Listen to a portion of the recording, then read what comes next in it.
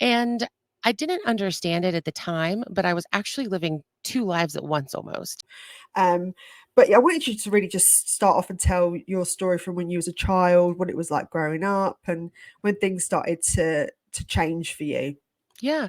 So I grew up, I had an older sister who was 6 years older than me. She had profound intellectual and developmental disabilities, so she relied on someone else to take care of every one of her needs. She didn't speak, she was nonverbal.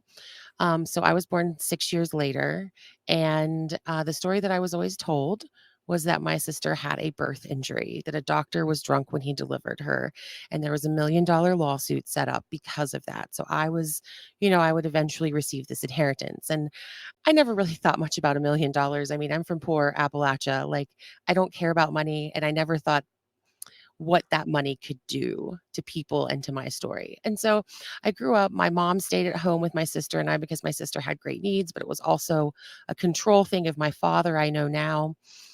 And I didn't understand it at the time, but I was actually living 2 lives at once almost. So I was living a life where I had all the expensive toys, all the newest gadgets, all the electronics.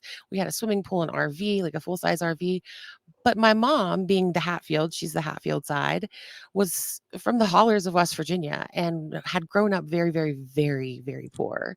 And so I saw my cousins and other family members living not far from that, living in abject poverty. And I did not think, you're a kid, you normalize what your experience is. So I was not thinking about the fact that why do I have all of this money when really we don't? That wouldn't happen until I was 39 years old and applying for student loan forgiveness, and I saw that I had $20,000 in Pell Grants, which require basically abject poverty to get.